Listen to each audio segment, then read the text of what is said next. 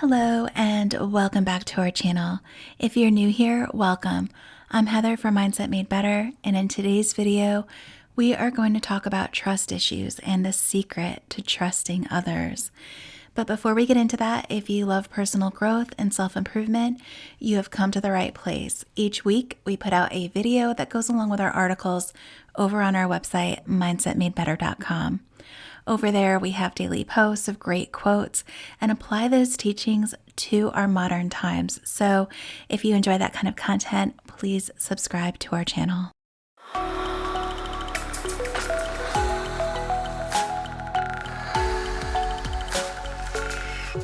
Today's quote is, "Love without trust is a river without water." Trust is the solid foundation in any relationship that you'll have. Without trust, you cannot have a deep, meaningful love. Think of trust as the foundation of a building. If you have a solid, concrete foundation, it's going to hold the structure on top of it well. But if parts of the foundation are missing or have cracks in it, that structure on top is going to eventually fall. And you can't have a meaningful relationship with someone when anything external can threaten to bring the structure down because it wasn't built on a solid foundation to begin with. Now, if you're struggling with trusting your partner, a few things could be at play. Ask yourself what's fueling these feelings of distrust. Has your partner shown evidence that he or she should not be trusted? Do they possess a character flaw that suggests that they can't be trusted? Or is the lack of trust there because of your own insecurities and not because of something they've actually done? When you trust someone, you're being vulnerable. You're letting someone in and they can hurt you. You know this and you're still choosing to open your heart. It's scary, and for years I struggled with trust and whether or not I should trust my partner. And if I did, would he continue to be worthy of my trust? Now, it's important to vet a partner appropriately to know if they have integrity, morals, if they're trustworthy, things like that. And everyone's definition of these things will be very different. A few months ago, I made a video all about the 10 components of a healthy relationship, and I'll link that for you guys down below. But here's a quick summary of what they are. 1, you can be happy and whole on your own. 2, there is trust on both sides. 3, each person is authentic and they love and respect who each other is at their core. 4, you both know how to effectively communicate. 5, which is one of the most important ones, each person takes personal accountability and responsibility for their own feelings, actions, and thoughts. 6, you treat each other with respect. 7, you both welcome boundaries and aren't offended by each other setting them. 8, each person makes the relationship a priority and actively puts forth effort.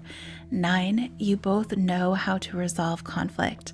And number 10, you both show gratitude and appreciation for each other. With all that being said, when it comes to trusting your partner, there is one universal truth. Ultimately, trust has less to do with your partner and more to do with you. You see, you can give trust more freely when you trust yourself and truly know that no matter how things might shake out, that you will be okay. You trust yourself because you aren't dependent on how someone else treats you. Your value and worth aren't tied to what someone else does or doesn't do.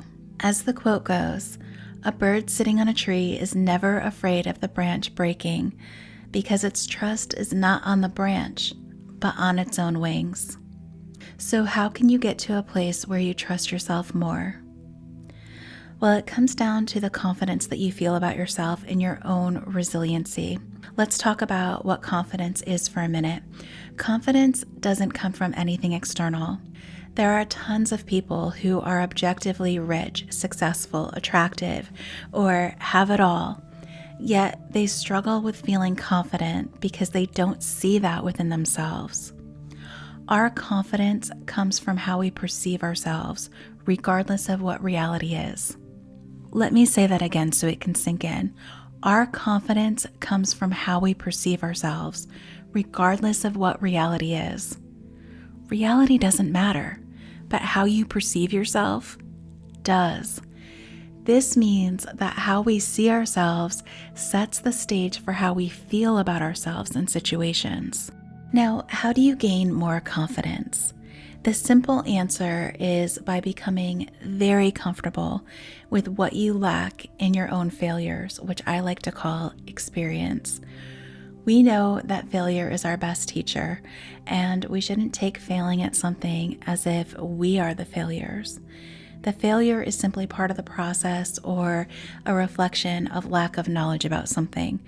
When you become comfortable with the process and going through your own personal failures, you know the difference and you don't internalize that you are a failure. Now, confidence is also closely tied to resiliency. And being resilient is our ability to bounce back from challenges and pressures in life and remain positive. Being highly resilient allows us to feel more confidence because we trust in our own ability to overcome setbacks and disappointments. I did a video a couple of months ago all about how you can begin to build resiliency, so I will link that down below for you. But that is going to do it for this video. Thank you so much for spending time with me, and I hope that you found this video helpful. If you liked it, please give it a thumbs up and subscribe to our channel. And be sure to hit that notification bell so you don't miss any of our weekly uploads. Until next time, stay healthy, stay positive, and remember that trusting another person has more to do with you than them. When you come from a place of resiliency and confidence in yourself, you know that no matter what comes your way, you will be able to handle it. Trust yourself and believe that you have it inside you to weather any disappointment or storm. We'll see you next time.